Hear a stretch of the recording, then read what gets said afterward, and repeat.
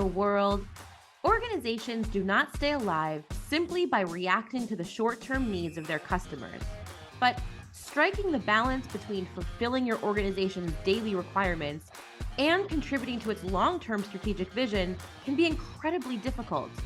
Joining me on the podcast today to discuss how to strike a balance between the strategic and the tactical is the one and only unstoppable CMO of Freightos, Eytan Buchman. Eytan, welcome to the show. Are you ready to get radically transparent with me? Oh my God, yes. 100% am. Thank you so much for having me. Really looking forward to this. Absolutely. I mean, we've been counting down the days. I have truth be told, right? We're going to get transparent. And as we kick off, there's a lot that I have and want to ask you about. You're constantly in the news. Your LinkedIn profile is quite interesting. So anybody listening in, I would definitely recommend giving Eytan a follow. But I've got to ask, what's been keeping you up at night professionally these days? Yeah, I mean, a lot, I think that there's always what to keep you up. I think for me, the number one thing, running marketing at an organization, I think this is probably true for a one-person marketing team or, 20-person marketing team or 50-person marketing team, is that there's always so much to do, right? This isn't, I think the clarity that you have on a sales team where you have a quota to hit and you got to hit that, or as a developer where you have your Kanban board and you know exactly what you're developing and you can tick it off. That doesn't exist in marketing. And I think it's so challenging because there's always more that you can do. And some of that is a little bit nebulous. Like there's brand marketing, there's internal flows, there's, in creative brainstorming and execution. And some of those have metrics, some of them don't. And being able to balance that planning across strategy and then tactical execution and making sure that you're not falling into that dark hole of we need a rebrand and we need to get some processes and we need like a better, I don't know, tool to improve graphics across our company, and we need to come up with a better deck, and we need to come up with some cool videos, and we need some viral social media campaign. But we also need to hit our targets, and we also need to get leads, and managing to like hit that balance and not drive yourself nuts and not stay up till 2 a.m. every single night for years on end. That is what's really, really difficult to do. And I don't think there's a solution. But I think, the more you do this, the more you kind of learn, like, okay, where do you put the emphasis? Where do you not put the emphasis? Yeah. And in some ways it's almost like A/B testing, but on your career. So yeah, I can definitely imagine. 100%. And some experiments fail. Right. And so listen, I mean, I'm sure you get very little sleep, especially with all that's on your plate, but I hope you manage to get some. But how do you, I mean, you're a CMO and you're doing a fantastic job, but how do you prevent, right, that strategic work from entering, I think what you call the black hole of, right, the do later pile? And I think we're all guilty of it. But how do you prevent that? Because it's definitely not satisfying, right, an immediate need. So you add it to the go later, but do you ever get to it? Yeah.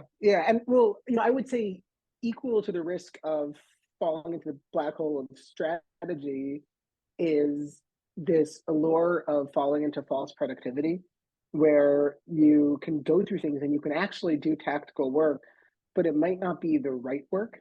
And there's something about I forgot where I came across this, but it's like productivity porn idea of I just need to sit down and I need to rearrange my to-do list, or I just need to sit down and I need to map out everything that you're doing. And it's this false illusion where, oh no, I'm working because I'm organizing my stuff and I'm making sure that I'm on track.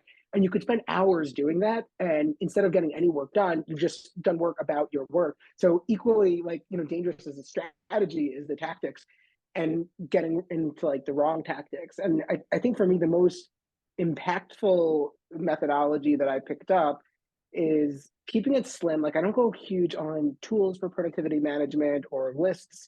What I do is I make sure that every single quarter, every single month, and every single week, I just reevaluate what are the main goals that I'm trying to do. What are like the three most important things that I'm trying to accomplish this quarter? What are the three most important things I'm trying to accomplish this month?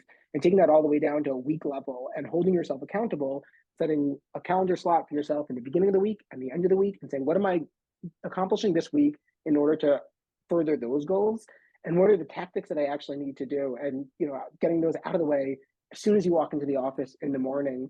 And that way, there's no way that you can reach the end of the week and not have moved the ball forward a little bit when it comes to something really important to do. And the hardest part of that, at least for me, I am incredibly ADD, and the hardest part for me is not like coming up with that planning process, but it's just sticking with it and making sure that you don't fall into, oh yeah, sure, you can book a meeting over my like, weekly planning slot with myself because it's an easy calendar spot to take.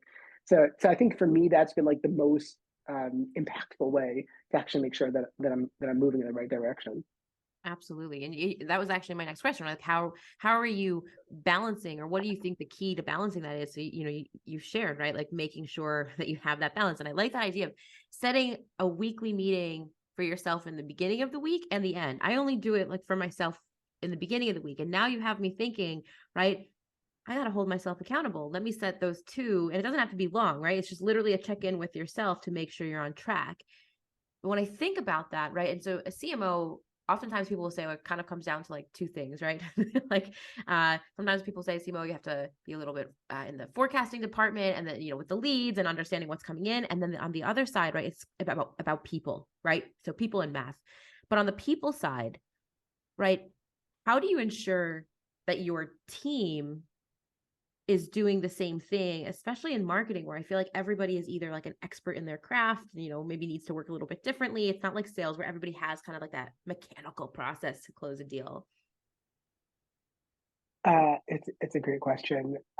I think if we're talking transparently, I don't necessarily think that's something I've definitively cracked, and I kind of I never really trust people who have the answer. I think everybody ends up figuring it out themselves. The hardest part that I think comes to mind when you ask about the working with people, delegating, making sure that they're on track, is that each person is different, and the way that you need to manage one director is not the same as how you manage another director, and same thing with skip reports all the way down. I think the most helpful kind of broad general answer is making sure that people are aligned with the company goals. Just as it's the same as like the previous answer, that they need to understand where is the business and what is the business doing, how do they play a role in how the business is doing, and what are the expectations from them, and having very, very clear expectations. Like, hey, the way that you are changing Freightos' marketing is by making sure that we can hit this commercial KPI. And the way that you're doing that is by doing X, Y, and Z. Give them the sense of ownership, give them the finish line, or a fake finish line that you make up if it's not something that has a hard metric, to make sure that they're holding themselves to working on the important stuff. And then I think the most important thing for a CMO, and really for any manager, is to just take out blockers. Make sure that everybody has what they need in order to work, whether that is so assets, graphic design, or direction, or strategy, or just the ability to cut through like stupid meetings and just come up with like an actual answer. So I think really just like making sure that they know where they're running, and that you're taking the rocks out of the path while they're running there. Yeah. Yeah. Listen, it's definitely not easy. And I'm just thinking, right, all the marketing teams I've been a part of, everybody does have a different style. And I think a good leader also recognizes, right, that each person is different, and what works for one may not work for another. I'm going to shift to a topic that I think it's a tough topic, especially today, right? And as marketers, we all know, I think everyone in the business, right? We're all here to drive revenue. And however our job plays to be able to do that, we know that's our goal. And I think from speaking to many peers and CMOs, right, today's climate really has many of us on edge. We say, right, what 2020, the word was like uncertainty, but it's almost like 2023 is back. And we're on edge. And so in your opinion, right, and again, when you're thinking about building your team for 2023, or for those who are in the unfortunate circumstance of having to slim down their teams, who do you hire? What roles do you feel are essential to getting the job done on a marketing team? Yeah, so there's a bunch of different questions there. I don't think there's ever like one essential role, right? I think it's like, what ingredients you need to make food. It really depends on what you're trying to bake. I like chocolate chip cookies and blondies, but maybe a little bit of a segue. If anybody wants to send me cookies, it always works. But I think when I'm trying to build a team up, one thing I really have started to look for is people that are biased towards action. And it's so easy, as we started by talking. It's so easy to get lost in strategy, and sometimes the best thing is like, hey, let's just test it, or let's just give this a shot, or let's reach out to 15 people and ask them exactly what they did, and let's just like make sure that in 2 days we're shipping something, and maybe it's crappy, but let's just like get it out there. So I really really like people that are able to converge on a concrete plan of action and then have the ability to execute on it. The disadvantage of that is that that doesn't necessarily need deep marketing experience, right? I don't know if I should be saying this as a marketer. I don't think marketing is rocket science. I think there's some deep pockets within marketing that require some incredibly niche skill sets. But ultimately, we're all customers of marketing, and we're all exposed to marketing every single day. And I don't necessarily believe the barrier to entry is enormous. It's really just like, what are you paying attention to, and how do you end up executing? So I really, really like people that are biased to action. I really like people that come with broader general skill sets, because marketing is just everything.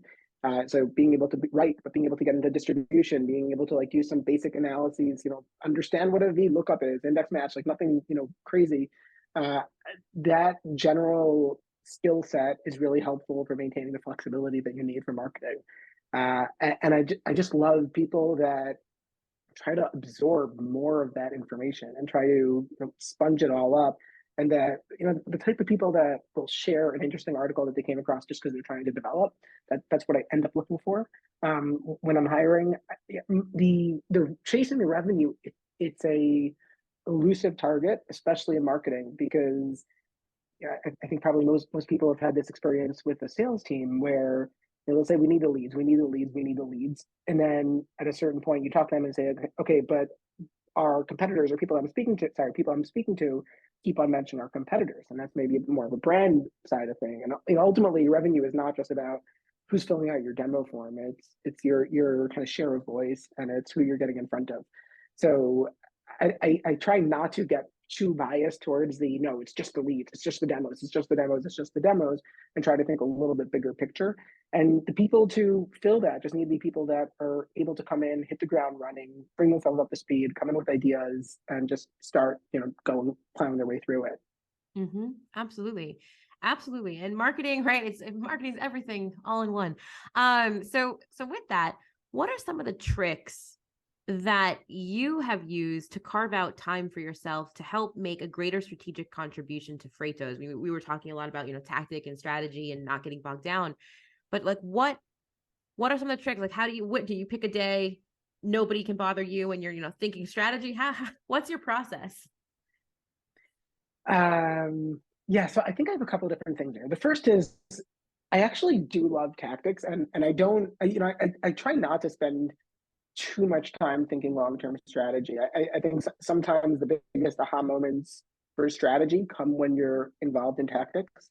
And I think it's so valuable for every single person in a marketing team to have boots on the ground. Like there's almost always a small advertising campaign or website that I am personally doing myself, or looking through analytics in Salesforce, or whatever reporting tool you're using. And so frequently, what you see on the ground is something that really has a much more dramatic impact on your strategy. So just to get a little bit less vague about that, I was recently running a small LinkedIn advertising campaign across a bunch of users, and I realized that a larger chunk than I thought were not necessarily getting qualified, or were getting qualified but were turning into actual users.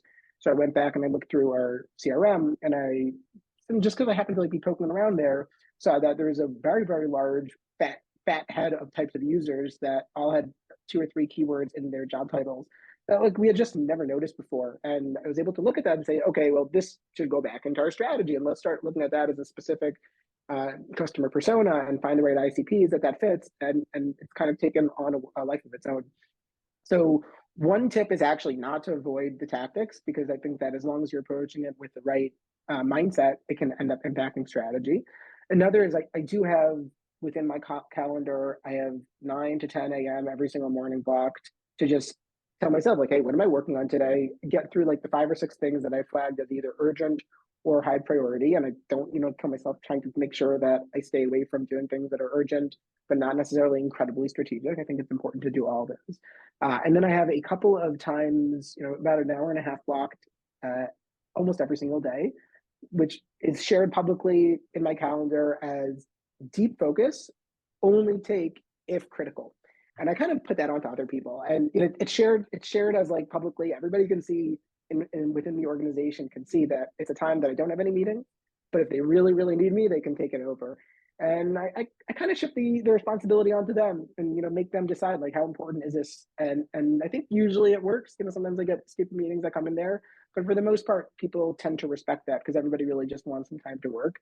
The last thing is sometimes being a little bit relentless about which meetings need to be axed and which meetings don't need to be axed, and not being afraid to say, hey, this one doesn't necessarily feel important, or being able to tell people, is it necessary to have me? Is it necessary for you to be there? Do we all need to be there simultaneously or not?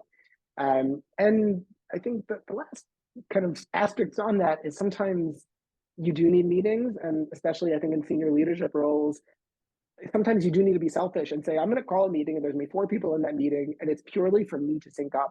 And yes, I can maybe do 4 individual meetings with different people, but the self-awareness of saying this is one of those selfish meetings, and that's the entire goal of it, and making sure that people understand that and keeping it as short as possible, I think that ends up kind of forcing you to be more judicious about which meetings you actually set. And the fewer meetings I can set, the more time I have to actually work on strategy. Yeah, I can definitely attest that. And I love the deep, what you called it, deep thinking time slot, deep. I might borrow that. Yeah. Because deep focus. Yeah, deep focus. There you go. The deep focus with only interruptive critical.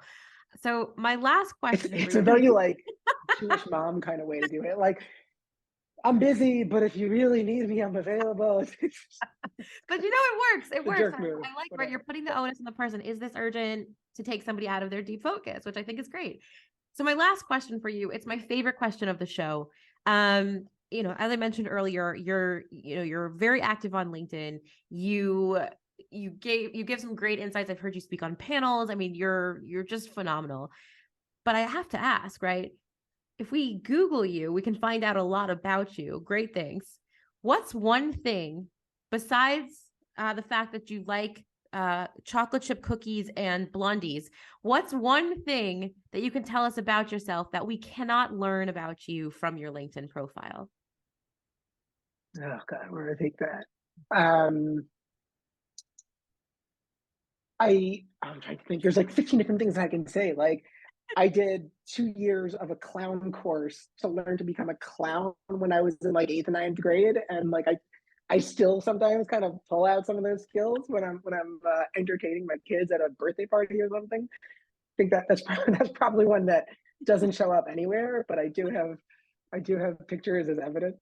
That was maybe another different career direction potentially. Maybe we'll see. LinkedIn, maybe there will be some sort of meaningful thought leadership like post with you in the clown suit, connecting it back to how you've become and evolved as a CMO. Yeah. I think it's just the truth is it's probably all about just how do I cut through the noise and how do I get attention? And that's what clowns do, and that's what marketers do. So maybe I can backfill the story in to make it a little bit more organic as part of my career trajectory. Amazing. Well, I really enjoy that fun fact. Can you juggle? I should have asked before the interview, and you could have demonstrated. I can juggle. I can do like three balls. I used to be able to do 4. Recently discovered I can no longer. So it turns out there's a little bit of skill attrition on that front. But maybe eventually I'll find time to jump back into it. There you go. So listen, I know a lot of listeners, they love to connect with our guests on all things marketing. If anybody listening in wants to learn more about Freightos, they want to connect with you about balancing the tactic versus the strategic, where's the best place to connect? Yeah, so LinkedIn, Twitter, got a website at Buchman, BUCHMAN.co.il. Love talking to new people. I think it's the best way to learn, so do not hesitate to reach out. Fantastic. Eytan, thank you so much for joining me and getting radically transparent. Awesome. It was a pleasure. Thanks, John. Thanks for tuning in to the Radically Transparent podcast brought to you by Octopost, the only social media management and employee advocacy platform architected for B2B. I'm Jennifer Gutman, your host and director of social strategy here at Octopost. And if you love today's show, we'd love if you subscribe, rate, and give a raving review wherever you get your podcasts. For more discussion on B2B social media marketing, be sure to follow Octopost on LinkedIn. And of course, to gain access to all our free social media marketing and employee advocacy resources, head on over to our website, www.octopost.com. Until next time.